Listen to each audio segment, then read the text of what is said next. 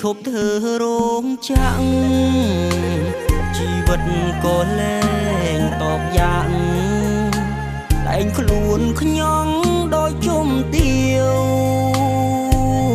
ខំដាច់ពីមុនឈ្មោះជាប្រពន្ធអាស្ទាវថ្ងៃណាក៏ចានក្នុងរាវធ្វើបាបនាងយំអត់លែ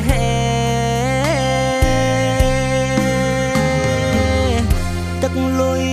គេក្រាស់មិនខ្វះលុយឡាននាំនាងឆ្លងភពក៏បានបងព្រៀបមិនស្មើគេទេ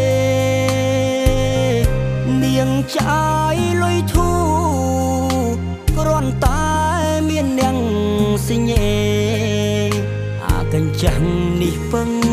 ប្រាក់ខែចិញ្ចឹមខ្លួនមិនរុងថងបងដោយស្បីដែលស្រីដល់ចោលទាំងរឹងប្តីកញ្ចាក្លិនខ្លួនខ្មើខ្មឹង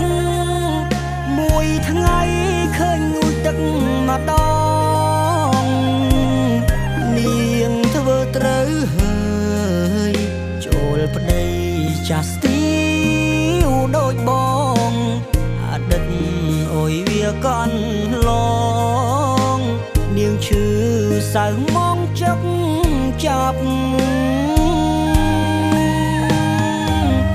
ពីថ្ងៃនេះទៅនាងនៅនឹងគេលែងហត់លំបាងធ្វើស្រែ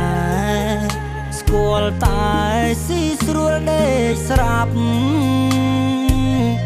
លែងបានលឺមាត់អាកញ្ចាំងនេះស្រមមកអើយស្ដាប់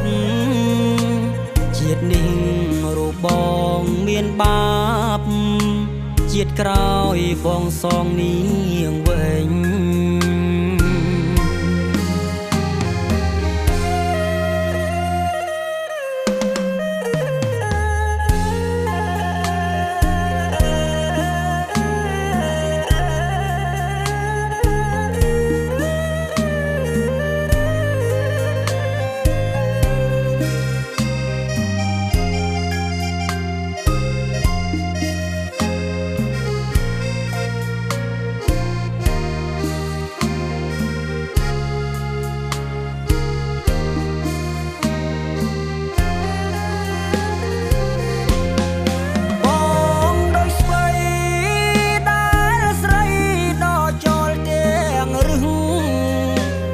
កញ្ចា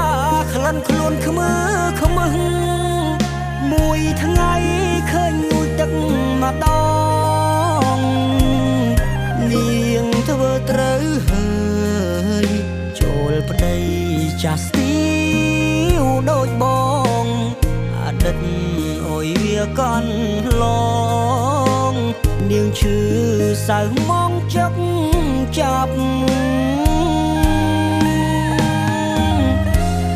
ថ្ងៃនេះទៅនាងនៅនឹងគេលែងហត់លំបាងធ្វើស្រែស្គាល់តែស៊ីស្រួលដេកស្រាប់លែងបានលឺមាត់អាកញ្ចាំងនេះស្រងមកអើយស្ដាប់ជាតិនេះរូបបងមានបាបជាតិក្រោយបងសងនាងវិញ